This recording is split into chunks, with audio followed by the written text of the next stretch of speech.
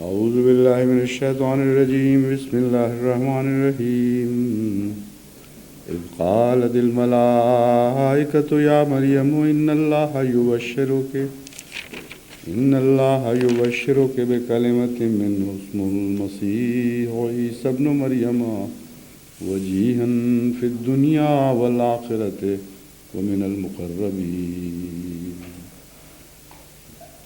المقربين ويكلم الناس في المهد وكهلا ومن الصالحين قالت رب أنى يكون لي ولد ولم يمسسني بشر قال كذلك الله يخلق ما يشاء إذا قضى أمرا فإنما يقول له كن فيكون ويعلمه الكتاب والحكمة والتوراة والإنجيل ورسولا إلى بني إسرائيل.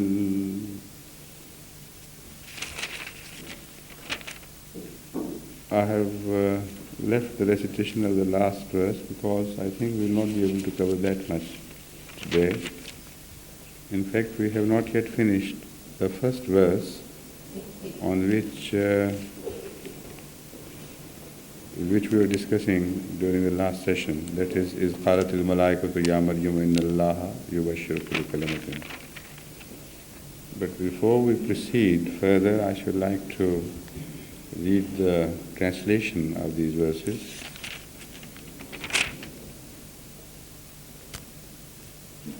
When the angel said, O Mary, Allah gives thee glad tidings of a son through a word. Now last time I also read the translation of this verse and forgot to mention something about this translation, which says,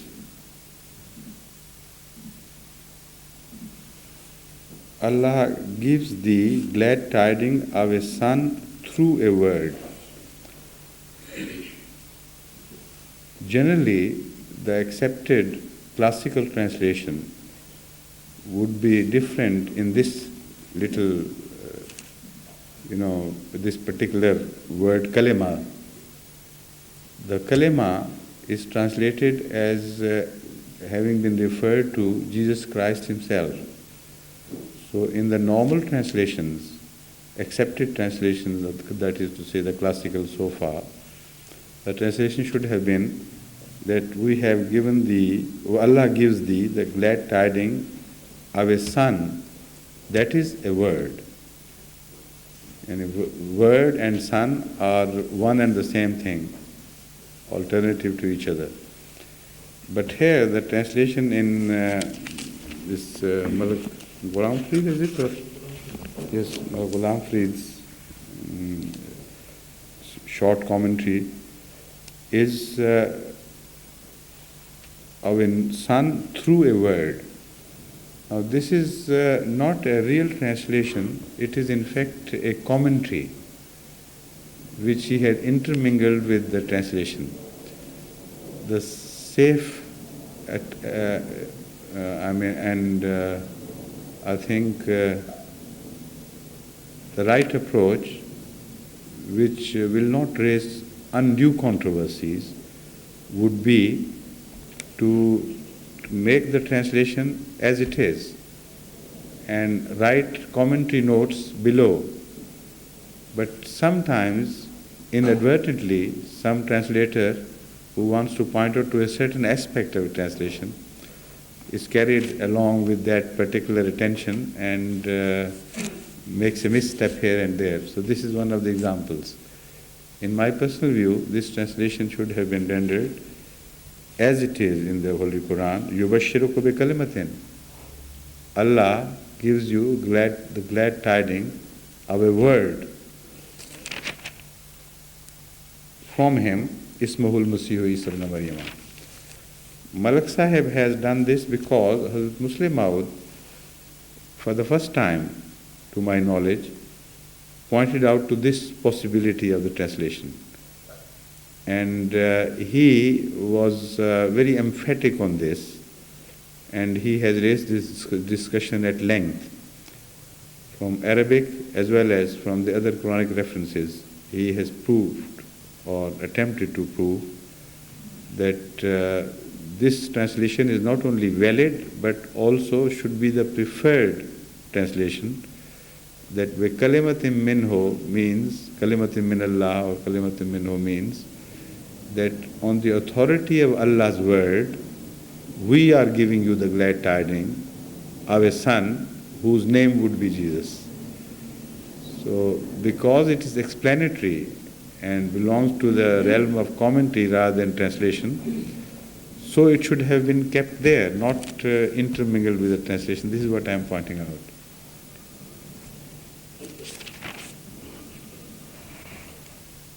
His name shall be the Messiah, Jesus, son of Mary, honored in this world and in the next, and of those who are granted nearness to God.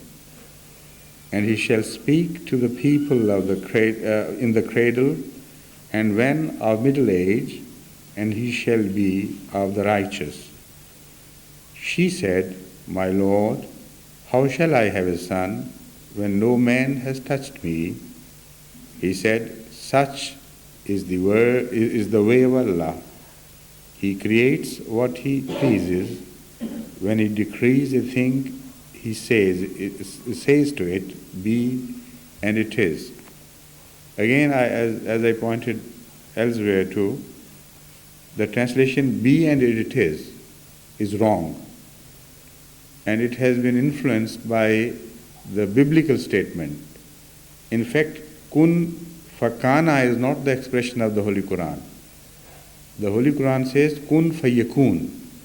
And yakun has a great advantage over other expressions belonging to express future tense, because in Arabic, this mustaqbil, the word sigha of mustaqbil yakuno, covers a very large area, much larger than normally is covered by the similar expressions in other languages. For yakuno may mean it will become in remote future, and it also may mean it will immediately begin to become. So when you read it as fakana, that is to say, and it is, it means as if the moment God has said something or willed something, there is a spontaneous creation, and there is no evolutionary process involved, no graduation, no long, eons of ages involved in the development of the complete picture. So this is not what the Holy Quran is painting as the picture of creation. Yakuno means when God wills something to be, he says be, and that thing begins to be and would become complete. Yakuno covers all this longish period. So the translation should not have been, and it is. That is to say, it begins to be and it will become ultimately, and nothing can stop that process until it becomes what God willed. For instance, if the summit of creation is the creation of Hazrat Sallallahu Alaihi Wasallam, the founder of Islam, peace be upon him, then yakuno would mean that this process will not stop, will not be frustrated, will not fail to achieve that ultimate end until the purpose of creation is fulfilled. So when you say it is, it means as if everything has just sprung up, like a magic show.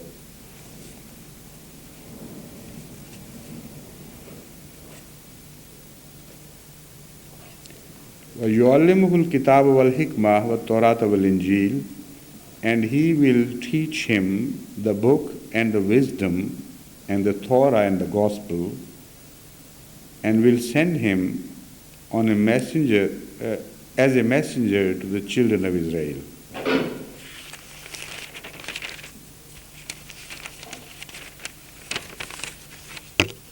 Now, before I start with the new verses, I'll finish the discussion on the last one, in which we were engaged in the last session. That is to say, إِذْ قَالَتِ الْمَلَائِكَةُ يَا مَرْيَمُ إِنَّ اللَّهَ يُبَشِّرُكَ بِكَلِمَةٍ مِّنْهُ.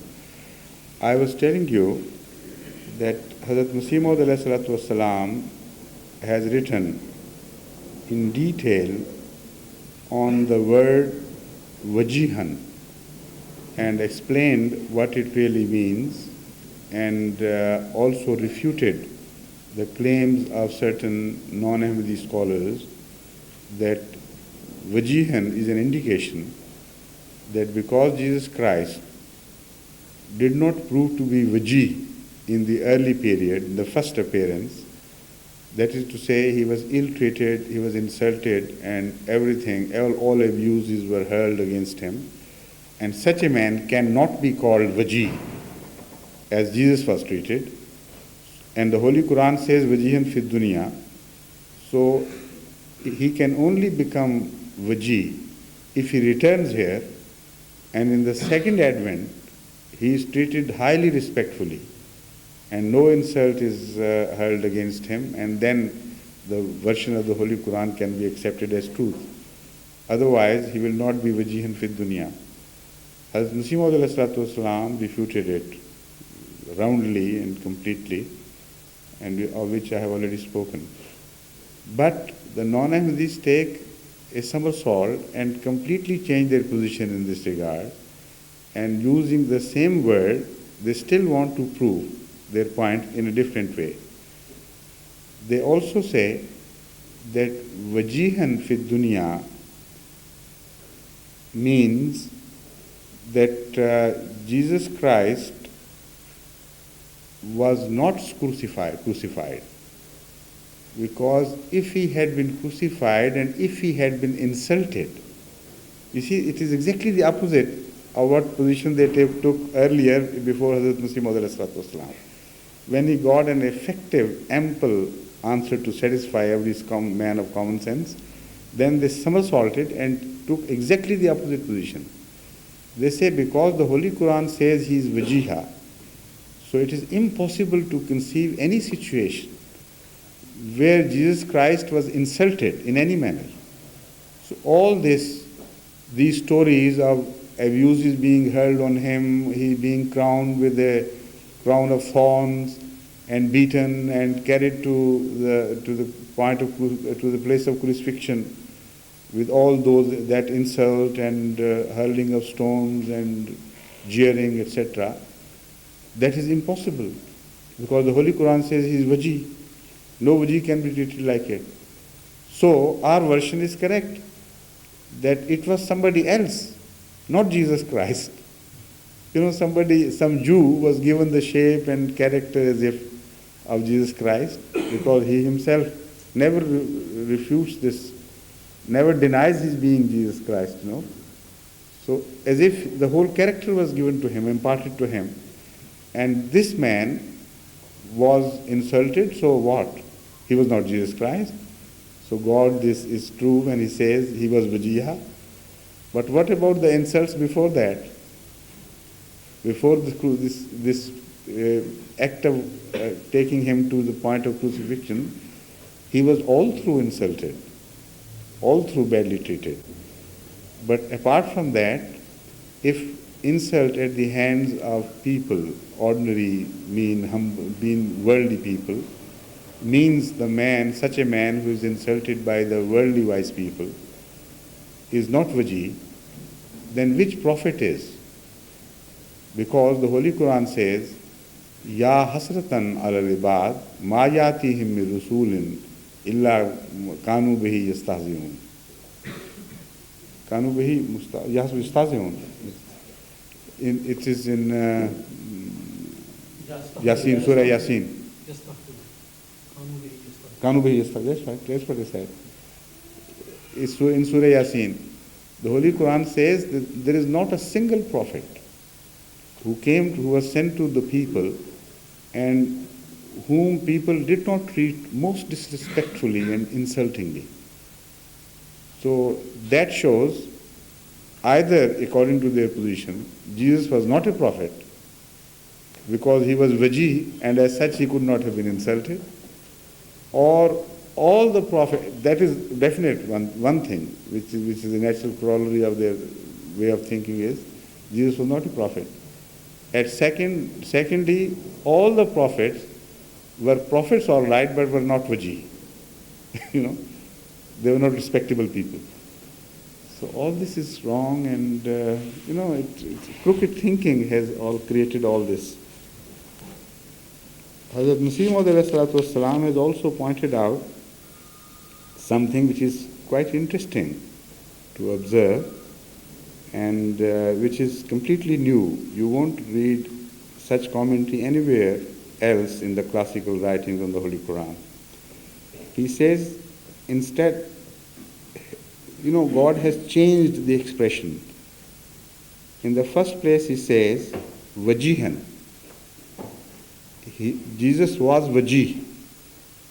And in the second part, it says, wa minal muqarrabeen. He was from among the muqarrabeen.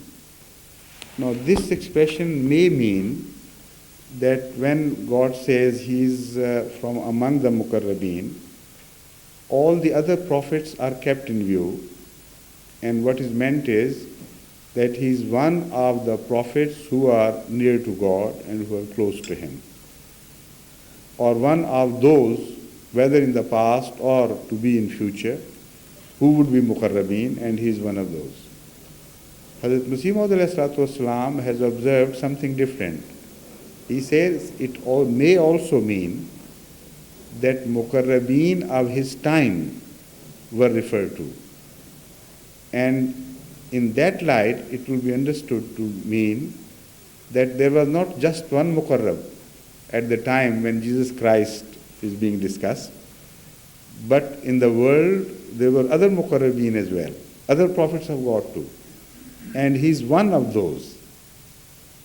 And that one of those does not state that he's the very best too. So that is an open question. So he could be one of the many prophets living contemporarily at his time with him. And this is what Hazrat Masih Maud prefers. So that must be right. I have already invited the attention of some Ahmadi scholars to carry a thorough research into this issue of contemporary prophets who did not come into touch with each other, because the world at that time was divided in segments which had no interrelationship, not fast enough for the news to carry within the lifetime of one person to the other and backwards and so on. So we know that the Holy Quran says at every time, in every nation, in every region of the world, God has been sending prophets. So let's find out who was the contemporary of whom. Because in the backlight today, we are in a better position to study through the history, the various regions, religious history, and find out if there was a personality similar to the personality of prophets in certain areas at certain times. And thereby we will be able to enlarge our perspective of religious history as it unfolded. Maybe at the time of Jesus Christ there was a prophet in China, for instance, or in Zoroaster was maybe. I'm not very sure. I don't know the the exact ages they belong to, but there would be certainly many prophets would be discovered, and particularly because Masih Maud has pointed it, I'm quite certain some very important prophets will be discovered in the world at the time of Jesus Christ, peace be upon him.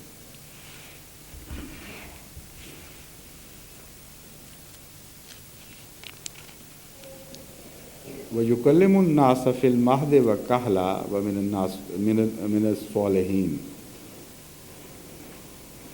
It was also told to Mary that he would speak in his cradle as well as in his kahl.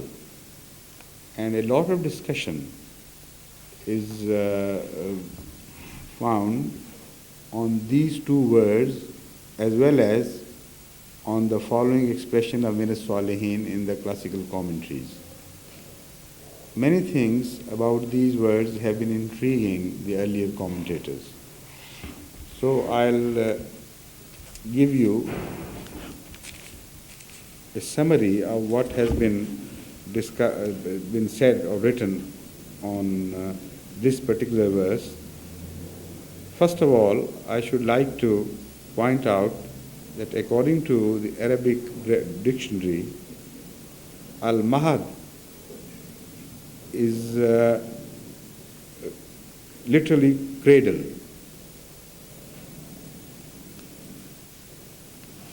But the word mahad is derived from an infinite in Arabic, which means preparation.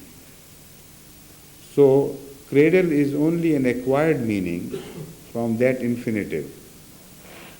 Mahad is, in fact, the place of preparation. It is zarf for, that is to say, the place where a child is brought up and prepared for the next stage of life. So according to this, the early preparation period would extend, according to many scholars of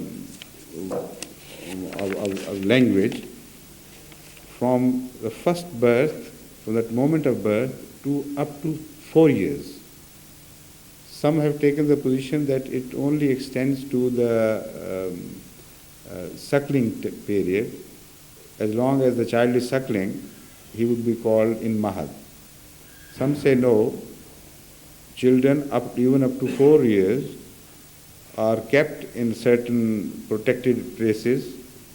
Sometimes wooden fences are created. Not necessarily the child is suckling at that period. He plays, and because he is not safe, he is not well prepared for the next independent stage of childhood. So the mahad would extend to that period too. You know, here you find children all locked up in play panels. Yes, exactly, play panels. So that is also a period of mahad. And in that period, children speak, and some speak more than others.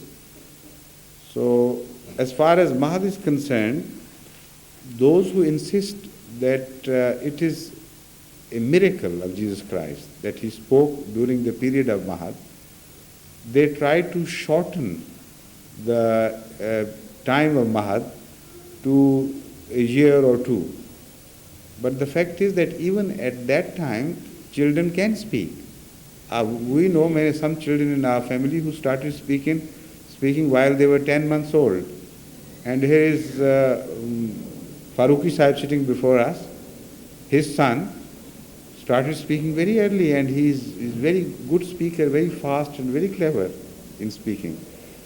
So it varies from child to child. Many children speak before the age of 1 year and start speaking fluently within 2 years. So even if mahad is limited to the suckling period of a child, still it is no miracle at all. It is an ordinary way of life. So why should Allah say about Jesus Christ that he started speaking in mahad? This is one of the objects of discussion. And the second is kahal. What is kahal? According to, correctly speaking, according to the dictionaries which are not influenced by the impressions created on the scholars about what was mentioned about Jesus in the Holy Quran, those scholars who have just treated the word according to the Arabic usage, they declare the period of kahal to extend to 50, even to 60 years. And generally, the consensus of opinion is that mahad should be translated as middle age, before the extreme old age and after the youth, in between, whatever is the period. So some people insist that it should be taken to start from the time when the black is intermingled with gray in the human hair, and when the head is turning colors, at that time you can start, man has entered the first stages of mahad, al-kahal. And kahula, in fact, kahula is the infinitive from which kahal is the noun, infinitive noun, which means the one who has kahal about him. So from then on until 50 to 60. Why 50 to 60?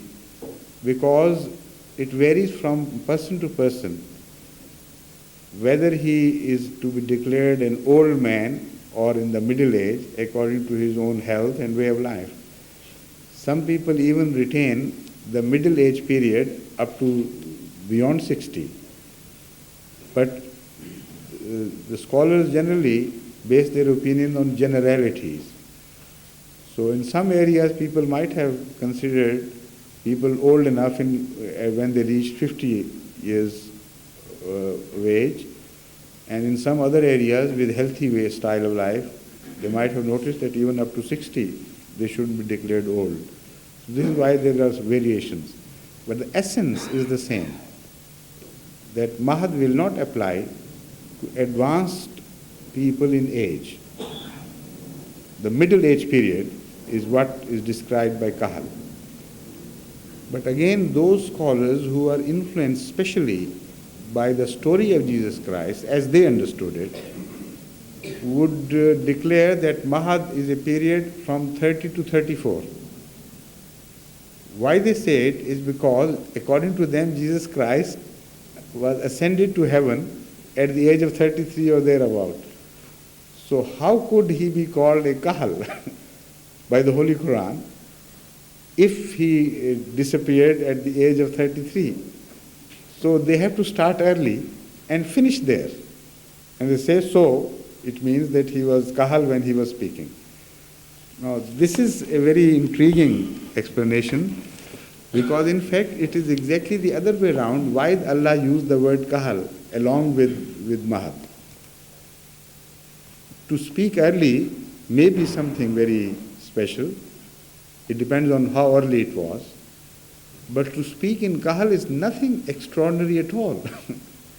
Why should the Holy Quran mention Jesus Christ to be able to speak, or he would speak according to the prophecy, when he would be kahal? It only signifies that he would reach the age of kahal, which means advanced age.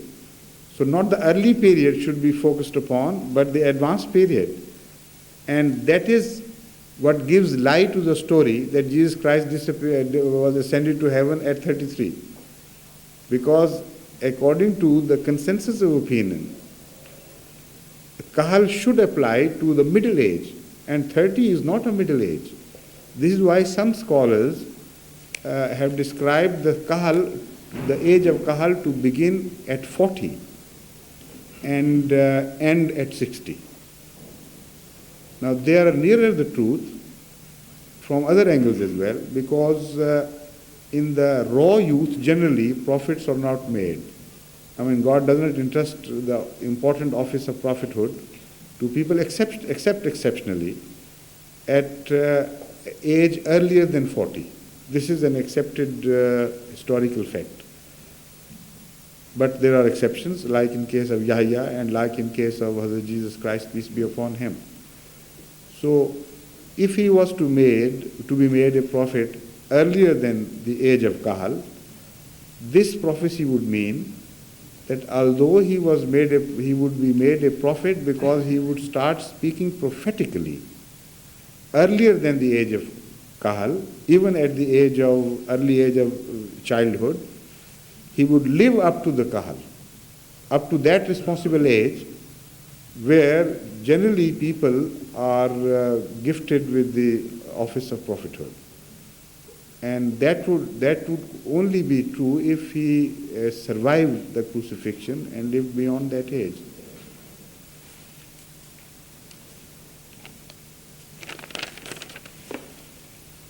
But I'll turn to that again. Let me first apprise you of whatever has been said by other commentators and earlier scholars and what difficulties they have been facing in this regard.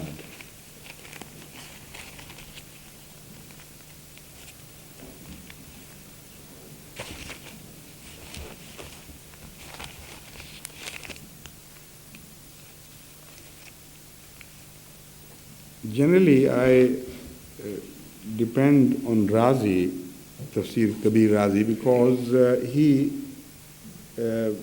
collects almost all the various opinions worthy of collection in his great book, Tafsir Kabir. So if you quote Razi extensively, fully, you almost cover all the major works on commentary of the Holy Quran up to the time of Hazrat Imam Razi, which covers almost all the important commentaries. According to Allama Razi, he begins with this kahula. He says that according to a tradition, Jesus Christ was ascended to, not a tradition of the Holy Prophet.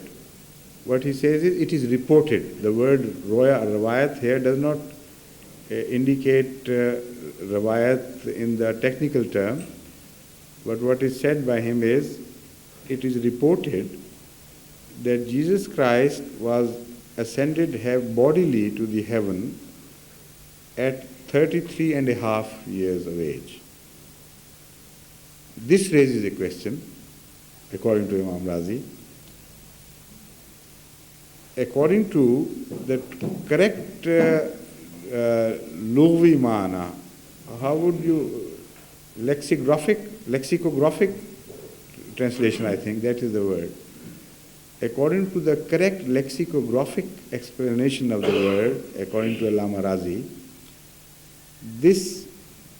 the word kahal does not apply to the age of 33 and a half.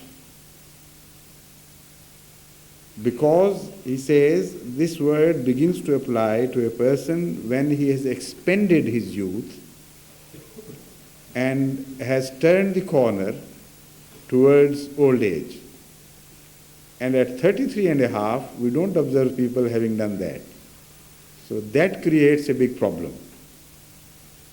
The answer was that rawayat, that report is wrong. The Holy Quran is correct. He never died at the age of 33 and a half, nor was he taken above to ascended to heaven. But strangely enough, nobody ever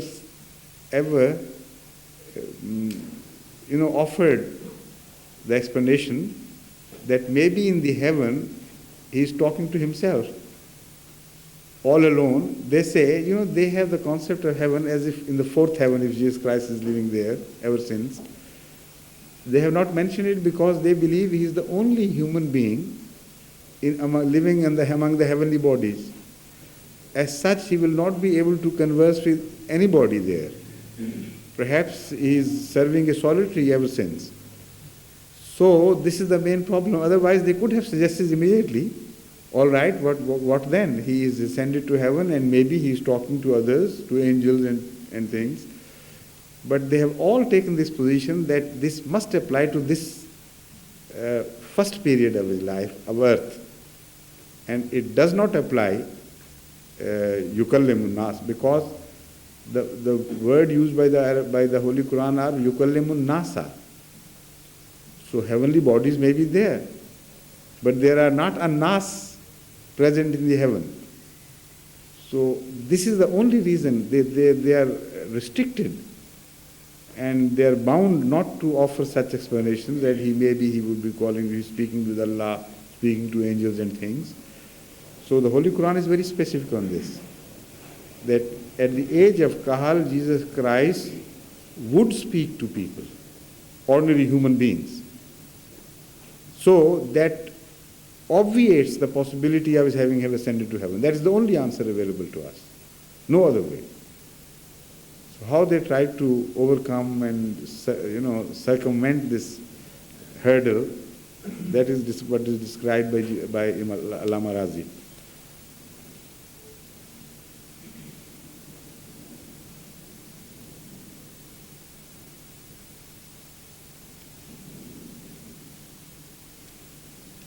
Now, Lama Razi also gives his own opinion very categorically that this word kahal cannot apply to an age earlier than 40. He says that when the youth has reached its prime, this word cannot apply. And we observe that the youth reaches its prime and maturity between 30 and 40. So any period after 40 could be referred to as kahal, but not earlier than that. So he says Hussain bin Fazl tries to overcome this problem by saying, matlab ye hai, according to Hussain bin Fazl, it means that in the latter days Jesus Christ would descend from heaven and speak to people. So there is a prophecy about his second coming from the heaven, because when he was about to crucified at 33 and when he disappeared, according to them, he had not reached kahal, and the Holy Quran could not be wrong. So he must return so that he can speak in kahal. So this is the very interesting dilemma now they face. First of all, they try to limit the period of kahal to 33 or thereabout. And now they have to make a jump of 2,000 years. And they say that he would become kahal after 2,000 years, when he would descend. So far he has not descended. So what sort of kahal he would be at 2,000 some years if he descends heavenly bodily? He will be the oldest of the oldest age, And they don't feel shy or don't hesitate to apply the word kahal to such an old person. Even if they did not know that he would take so long as he has taken, according to them, when these commentators, Hussain bin Fazl, Bajali, etc., were writing this, even at that time he was many hundred years old. Definitely more than 800 years old, or 900 years in some cases. So how could that person be described as a kahal who is already 900 years old?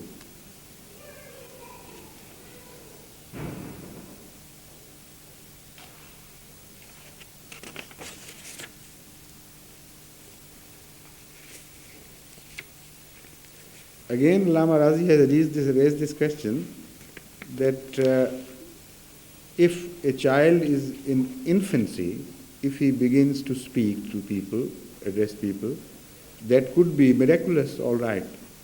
But what is the miracle in kahulat, in his speaking to people, addressing people in his kahulat age, that is the advanced age, middle age of his life?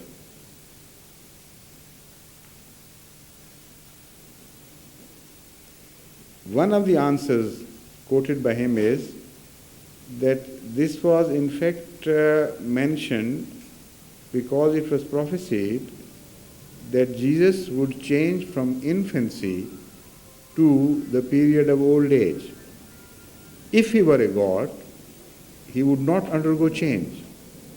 That's also a very clever explanation, and we have nothing against it, because generally in this surah, Christianity is refuted, so that could be one of the reasons.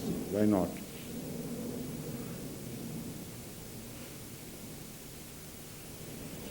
Another explanation put forward by Imam Razi is that in the early infancy, he was to exonerate his mother by speaking of the purity of her character and her chastity.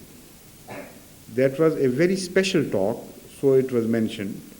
Not just ordinary talk of a child, but it meant he would address people on a special, a very important subject and exonerate his mother. That was what was meant. And in the second place, in Kahulat, he would be made a prophet. So he would speak of prophecy. So it is mentioned that he would also speak in Kahula. So there are two important periods in his life when he would speak to people from God, that is to say. First infancy and then Kahula. But then again the problem you face is that according to the historical facts, Jesus Christ was made a prophet before Kahula. And if he is understood to have disappeared to heaven before reaching the age of Kahula, then how could you say that his prophecy is mentioned here? No, all that happened before he reached the age of Kahula. Abu Muslim has offered something very strange. I can't understand, but what he has to say, he has to say. He says that it means that he would speak exactly alike in the early childhood and when he would reach the old age. And this is a miracle. By what he means exactly alike, we don't understand. If he has not developed in his faculties, that is not a miracle. That may be described as stinted growth. But they had to offer some explanation, so this is one of those. Assam is also generally very clever. I found him to be a very intelligent commentator. Generally speaking, of course, in that age of that limited knowledge, they committed mistakes inadvertently. But still they served the cause of the Holy Quran very immensely, and we should not underrate their efforts. But where they have made a wrong opinion, it is our duty also at the same time to rectify those mistakes, because our loyalty is more to the Holy Quran than to these great scholars. He says that only there was a prophecy in this, that he would certainly reach the middle age and will not be killed by his enemy or die a natural death before that age. This is quite sensible.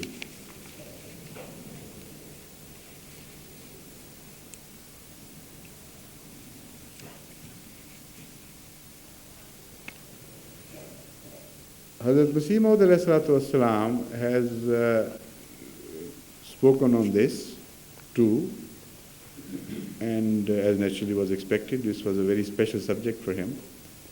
He says that it means, although one can say children can talk at a young age, as such he has quoted himself, his own case, referring to the Choti Phupi Jan, that is Ahmadul Hafiz Begum, his youngest daughter, who was at that time about 3 years old, that although she is 3 years old, she speaks a lot and extraordinarily. So an intelligent child can start speaking at early age. There is no problem at all in that. This is not the miracle. The miracle is that he spoke of godly things, and God specially gave him certain messages even at that early age. And that is understandable because his mother was facing a predicament and she was being abused and all sorts of bad things were said about her. So she was a pure, totally innocent but also totally defenseless lady. So according to Hazrat Masih Maud ﷺ, as has also been suggested by some other scholars, though not exactly like that, but he agrees that God did make him speak something from him specially, which was wonderful to observe. A child of 3 years old cannot speak such things. For instance, maybe he was shown some dreams at early age, and he started talking of his experience with love of God and messages from God, which became fulfilled. I mean, that is one of those things which can happen to a child. I remember it does not necessarily happen to a prophet. It can happen to other children too. But in case of a prophet, it must have been very special. I know my little daughter Tuba, when she was very young, about 4 or 5 years old, she saw a dream which we could not believe she could have seen, and in which she saw God, and he gave her a message, and then the lights appeared and things. I hope my daughters remember it. It was a very special dream, and we couldn't believe, and we said she must have, some other person must have taught her this.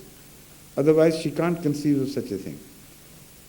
But because she had not met anybody, the first thing she did was, after rising, she started relating that dream. So my elder daughter, Shoki, put her to test. She thought she must have concocted that whole story. So to put her to test, she asked her to concoct another story about something else. So she gave her the subject, for instance, not for instance exactly. She said, "Tell me a story, give me a story about a rat and a lion." So she started making a story about a rat and lion. It was so absurd and nonsensical that everybody laughed. It was so ridiculous and absurd that it was quite natural for a child to think of such absurdities. But the dream which she related was so wonderful and so well organized and so full of spiritual message that we were wonderstruck at that experience of a child. Now, if an ordinary girl with no special significance can be bestowed with such blessings by Allah, why shouldn't a would-be prophet be specially treated in his early childhood, and he should be shown words of wisdom by God which cannot be taught to such children and cannot come to them naturally? So that would be something which he would be doing at early age. This is why the Holy Quran mentioned it. The difference between the position taken by Hazrat Masih Maud and other scholars is that they only limit the talk to the exoneration of his mother. Now that could be ascribed as something concocted and artificial, if that was the only subject on which he spoke. Because a child of even 3 years old or 2 years old can be artificially taught certain sentences, and he can be made to memorize certain sentences like which he repeats like a parrot. So if he only spoke on the subject of exoneration of his mother, that would put him in a very suspicious circumstances. Then people could rightly doubt his testimony and attribute it to Mary, that she is teaching her son so that she is exonerated, and nobody would take it seriously at all. I mean, if a mother gives birth in a suspicious circumstances to a child, how can people believe this small child, even if he says, "My mother is all right, nothing wrong with her"? Naturally, that shows that mother has taught him. So what Hazrat Masih Maud says is not this. What he says is that he spoke miraculously of things which were from God and which carried their proof with them. Maybe he spoke of prophetic things, that God has shown me that something is going to happen, and it did happen the next day. That sort of thing is what is referred to in the Holy Quran, which shows that when people observe directly such a holy child, the like of which they had never come across before in their life, then they could not impute misconduct to such a child's mother. Because generally it is believed that the bastard children are bastards even in character. I don't agree with that. But that was the general accepted belief of the time, at least. So how could an illegitimate child be specially favored by God and so exceptionally as to be chosen for in an early infancy stage to carry his messages. So that was what was prophetic about it, and that is what exonerated his mother indirectly, though not directly.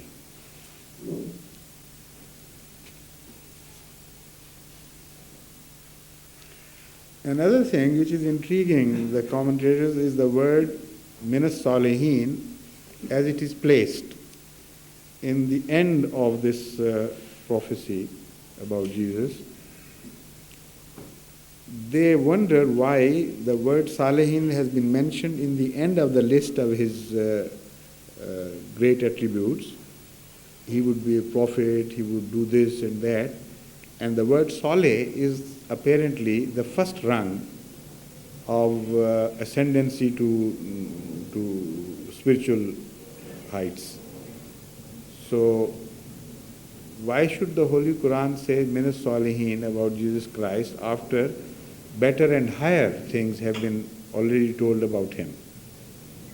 Saleh means, according to the ordinary term known to the Muslim scholars, particularly in view of a certain verse of the Holy Quran, a man who is righteous in ordinary life and who has reached the first rung of favors of Allah. Then comes the status of Shaheed, then Siddiq, then prophethood. So after the higher status has been mentioned, why should God say minas salihin? Now they forget when they discuss this that the word salihin has been not only applied to Jesus Christ but to other prophets of God in the Holy Quran, even to Abraham, that he in fil akhirah he would be minas salihin, and to Yaqub and other prophets. So the word saleh is used in with regards to the special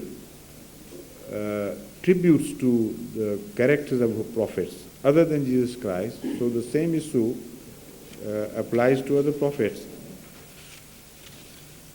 The reason forwarded by Imam Razi is very sensible, and that is what solves the issue in fact, and we fully agree with Imam Razi here. He says that salihiyat literally it means for things to be in perfect harmony and perfect order. Now it varies from status to status what that order would be. If a man stands at a low status, his salihiyat would be of a lower order.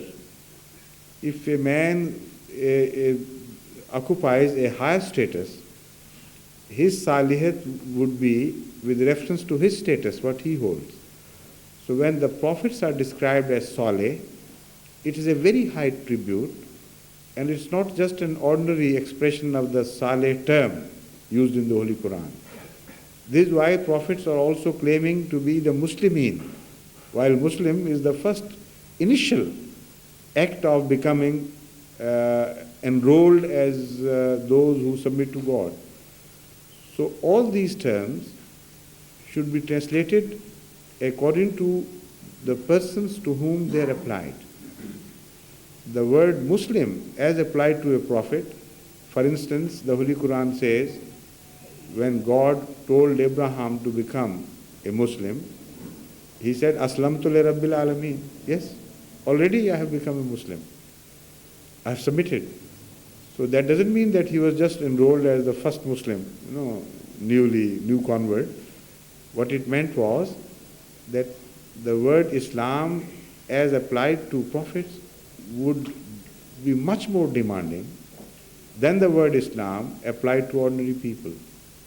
Similarly, the word Saleh, as applied to the prophets, becomes far more demanding than it is applied to an ordinary righteous person. There it means that he can make do in his life, he is spiritually alive, and that is enough. But when a prophet is described as Saleh, it means he has perfected his character in the sight of God. And he has fulfilled all the expectations which God had of him as a prophet. So this is a very high tribute, and it should have come at the end of the statement, not at the beginning of the statement.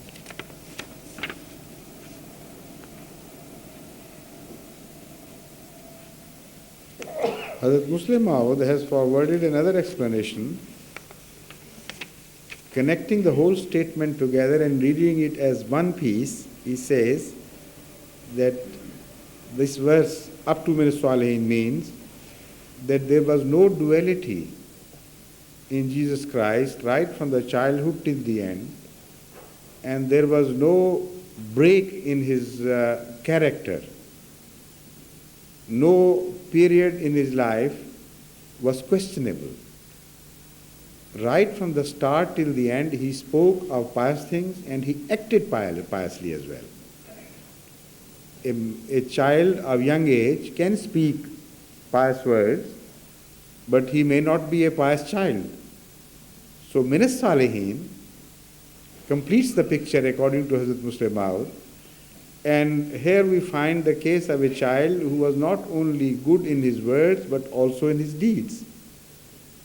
And he remained so, without the slightest break in any period of his life, till the end when he reached the old age. And as such, he remained true and consistent in his word and his character.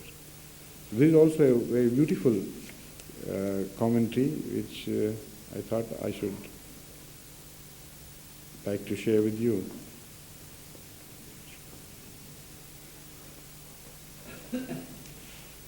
Also, Muslim Maud has pointed out that the word fil mahad, that in the cradle age, is this expression is used to exonerate Mary, because children of wanton mothers never become inclined to good things. As children, they do carry something of the character of their mother. And a mother who is impious, who is wanton, can never bring up a child right from the starthood on the pious lines. So that was a tribute also to the mother's caring and mother's own character.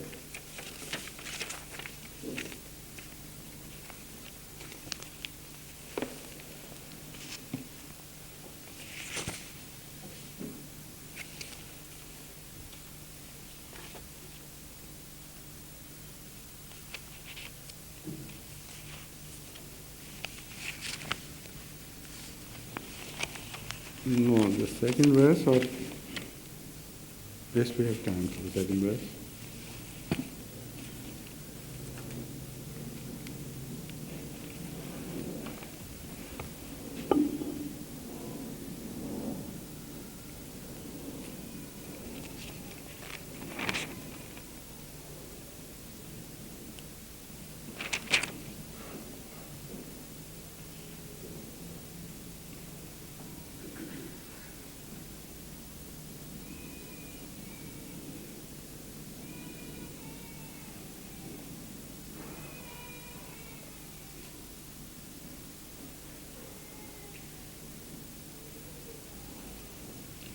وَرَسُولٌ إِلَى بَنِي إِسْرَائِيلَ أَنِّي قَدْ جِئْتُكُمْ بِآيَةٍ مِّن رَّبِّكُمْ أَنْ يَخْلُقَ لَكُم مِّنَ الطِّينِ كَهَيْئَةِ الطَّيْرِ فَأَنفُخُ فِيهِ فَيَكُونُ طَيْرًا بِإِذْنِ اللَّهِ وَأُبْرِئُ الْأَكْمَحَ وَالْأَبْرَصَ وَأُحْيِي الْمَوْتَىٰ بِإِذْنِ اللَّهِ وَأُنَبِّئُكُم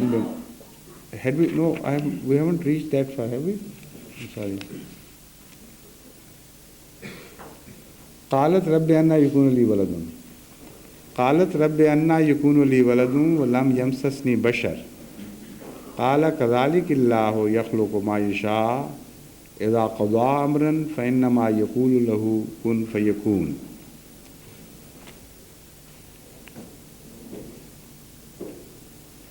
ويعلمهم الكتاب والحكمة والتوراة والإنجيل. Now, this simple statement means My Lord, how shall I have a son when no man has touched me? He said, such is the way of Allah. He creates what He pleases. When He decrees a thing, He says it to be. That is the same verse I've already translated. But there was another slight deviation from the normal principles of translations, which was made by Malak Ghulam Farid Sahib by way of commentary. قالت رب أنا يكون لي ولد ولم يمسسني بشر. When Mary expresses wonder, how could she conceive when no man had ever touched her? God said, كذلك الله يخلق ما يشاء. This is how God creates what He pleases. Now, this word kazalik is written with different punctuations in the Holy Quran.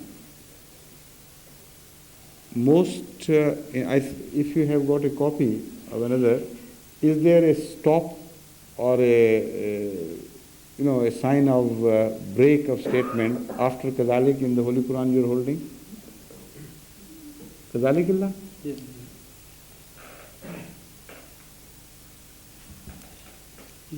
I see. But in another statement, elsewhere, the same dialogue is mentioned in other places where a break is indicated between the statement of kazalik and yakhluqu ma yasha. If there is a pause between the word kazalik and yakhluqu ma yasha, then the translation should be slightly different from this. But because in this instance there is no pause, so Malak Sahib is well within his rights to translate it as he did. That is to say, the word kazalika would apply to the following statement, Allahu yakhluqu ma yasha, and would govern and modify that statement.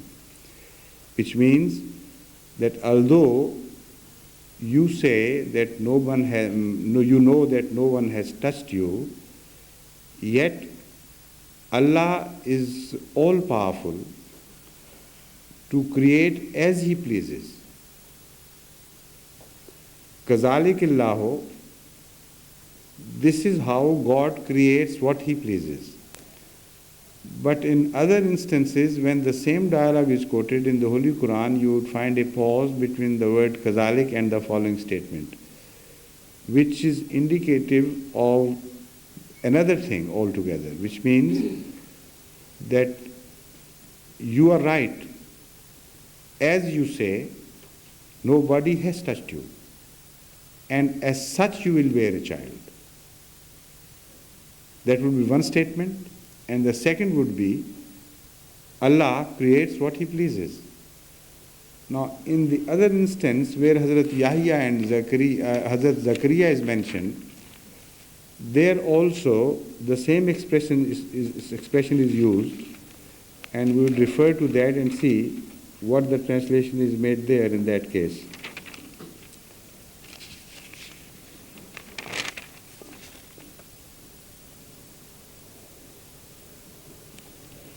It is the same. In this, Qala kazalikillahu yafalu ba'isha. What is the position in Surah Maryam? Find out, yes. I think it is there that there is a pause between kazalik and the following statement. Because I remember having positively noted this. If I am wrong, I should be corrected. Otherwise, there are two expressions different from each other. In one, there is a pause which would indicate a different meaning, and if there is no pause, then there is. Kala kazalik, kala rabbuka. Yes, exactly. Yes. Kala, the second repetition of kala makes the pause necessary. Yes. It's quite right. This is the, show me, quote me the number of verse so that I can refer it from this. Surah Maryam,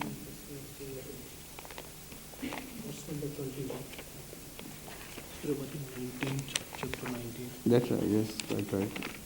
Maryam. And the verse? 21.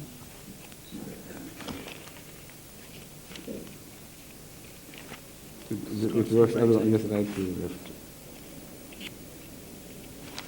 Here it is, 21.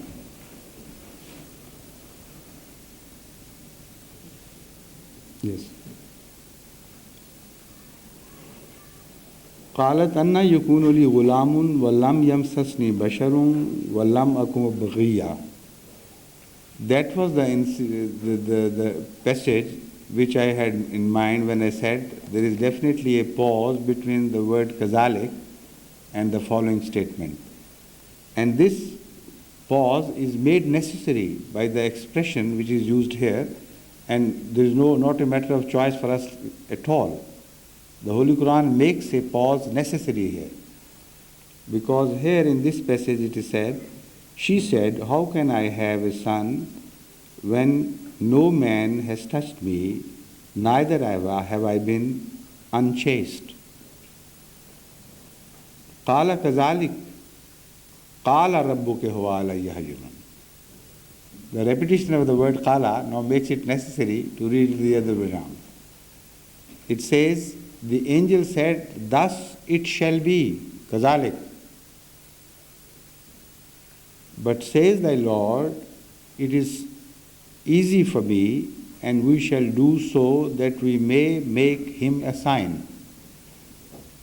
So that clarifies that there is a pause, and what the answer was that God can do it despite your statement being correct.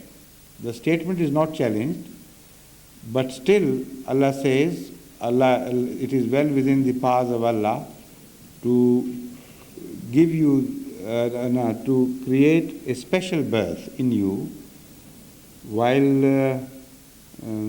you are not touched by man. But Hazrat Muslim Maud, Hazrat Masih Maud has taken both these positions openly. But Hazrat Muslim Maud has chosen for himself only one position, and he sticks to it. He says, Kazalika here does not refer to what statement was made by Mary. That is to say, it does not refer to her not being touched by man, but it refers to the following statement, which means that it is for Allah, Kazalik Allah. This is how Allah does create. And Kazalika here would mean this is the habitual creation of God.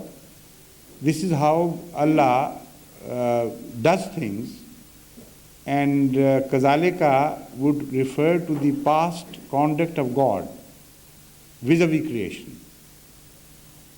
So this particular incident would not be brought to focus, but what would be brought to focus would be the grand scheme of creation of Allah, in which you will find such incidents happening. Now, he has taken this position not against Hazrat Masih Maud, because even accepting that, Hazrat Masih Maud himself has forwarded the same explanation of the Holy Quran. He says that this, when Allah says, يَخْلُقُ مَا يَشَاءُ, he means that your creation is not against the nature of Allah's creation. Not your creation, but the creation of your child, or the birth of your child, would not be in violation of Allah's creation. And Hazrat Masih Maud quotes that for a virgin to give birth is not extraordinary or unnatural. He makes a distinction between two things. Number one, something which occurs very rarely, and something which is unnatural, which violates the laws of nature and then happens. Hazrat Masih Maud has taken the same position, as in fact is taken by Muslim mouth in a different way.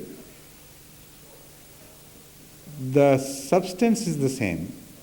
That is to say, that the creation of Jesus Christ was not unnatural. It was not a miracle because it could not happen according to the laws of nature, and Allah violated the laws He Himself had created and created an unnatural birth.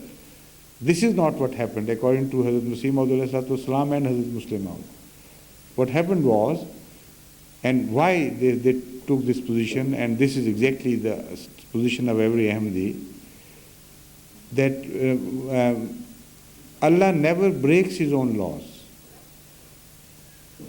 It would be a very poor designer who does not leave room for whatever he has in mind to produce, who creates laws hurriedly, not keeping in view all the design, and that suddenly at one time he finds himself confronting a position where either he has to forego his plan, part of his plan, or to break his own laws created by him himself. Because that is a very bad reflection on the ultimate wisdom of God. So this is why Hazrat Masih Maud ﷺ insisted on taking this position, and this is why Hazrat Muslim Maud chose a particular way of translating this verse so that this becomes obvious and in fact becomes the only meaning available to people. Now, in view of this very intricate discussion, what precipitates is simply this, that what Allah told her was that nothing extraordinary would have to be taken, would have to happen, despite the fact that what you state is correct. It is not against the laws of nature, it is not against the custom of God to create children, even if a male has not copulated with a female. So that is not unnatural. This is what God is emphasizing in answer to Jesus, to Mary's expression of wonder. Then Hazrat Masih Maud ﷺ quotes many physicians of his time and many scientists of his time who have taken this position that a virgin birth is a rare phenomena but not unnatural. Like, for instance, he says, instead of just giving birth to one child, if you give birth to twin babies, this is not unnatural, but it happens rarely. So if you go beyond that, you will find other rarer incidents like a virgin birth. I promised you that I would carry research into this region. I told Dr. Mujibur Rahman Sahib to investigate. Now there are certain scientific problems attendant upon this position. If a virgin gives birth without the male participation, then scientifically, so far what is known to man, such a virgin must give birth to a baby girl. She can't give birth to a male child. So this is what has been baffling me for some time, and also some other Ahmadi scholars who have been thinking scientifically on this subject. Dr. Sajid, for instance, in America, he is also a very scholarly person who was a neurologist, and also his knowledge of the Holy Quran and Islam is very sound. He goes on thinking on these things. He is also working on this.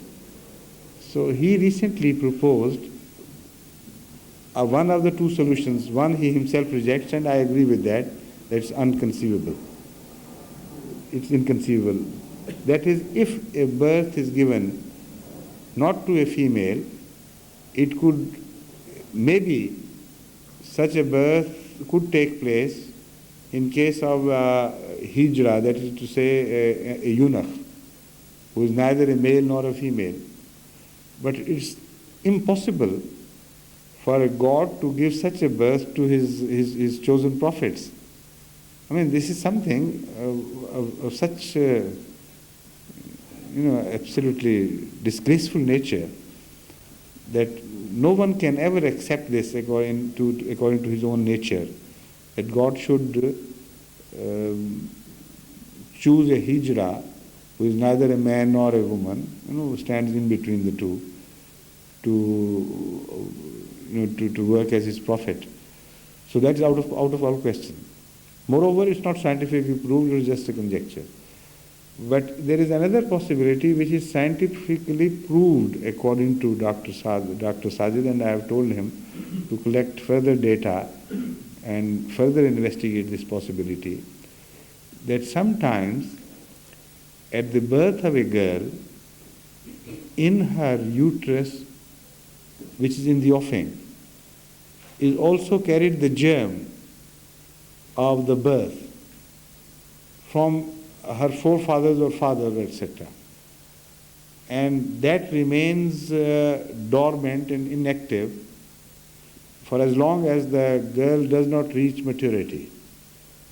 After that, it becomes sometimes activated and then gives birth to also a male child. In fact, the position of that child would be that of a twin brother. So, in fact, the birth is not a single birth, but is a twin birth. Only the partner did not, start developing as the other partner did. It remained dormant, and it started developing later on in the uterus of its developing partner. This, according to Dr. Sajid, is not only possible, but he said that one could find scientific evidence to that. So I have written to him to collect all the data. But what intrigued him in this case was, then how could such a child be referred to as the son of that carrier? That is no problem at all, in fact. The fact is that even if a sister milks a child, her brother, it happens, and I know in some cases, where an older sister gave her milk, breastfed a brother, and not only technically but according to Islamic law, such a child became her child as well. The milk carries the qualities according to Islam, which officially declare a child to be a real child of the person who gives milk. So if that can happen, if somebody carries it in her womb, uterus, and is responsible for all the development, she becomes a mother all right. There is no question of that.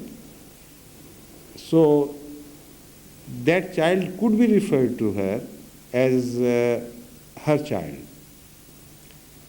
But that child could not be referred to the grandfather as his child, because that would involve other intricate problems, that as if somebody is born out of one's daughter.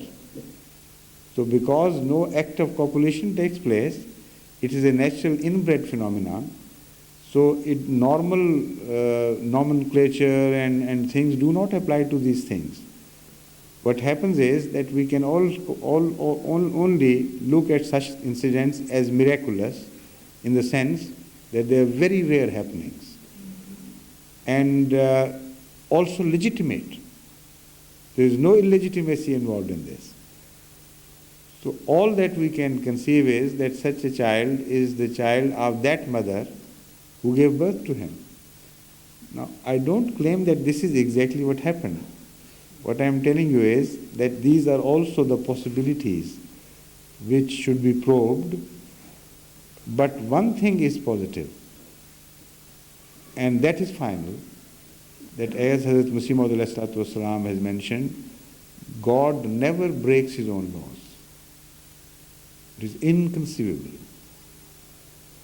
God is the source of all wisdom. And because he also knows future, so it is impossible to attribute any such irresponsible act to him, to have devised laws where no exceptions were left already. These are the exceptions which we are just discussing. And he had suddenly find himself in a position where there was no way out, so he had to break the wall and walk out of the wall instead of out of the door, which was locked. So no such thing is possible.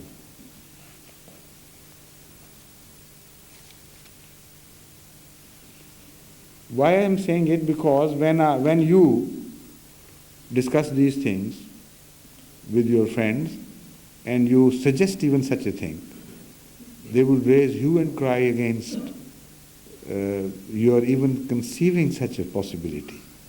They will say, then this is a reflection of the child. The child is that of his grandfather, that sort of thing.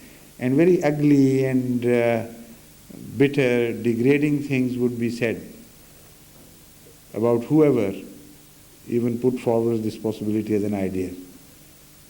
They can't accept it. They can't tolerate such an insult to Jesus Christ. But on the other hand, they can accept all the insult to God and his wisdom of creation. I mean, this is the dilemma they face, and they don't realize that if it is an evil, we don't consider it to be an evil. But if it is an evil, it is positively lesser evil than to impute stupidities to God and such acts of rashness as to create without wisdom, without conceiving the future possibilities, and leaving him no room ultimately, but to break his own laws. That is what is not possible. So because it's time for prayer, inshallah we'll take up the discussion from here in the next session tomorrow.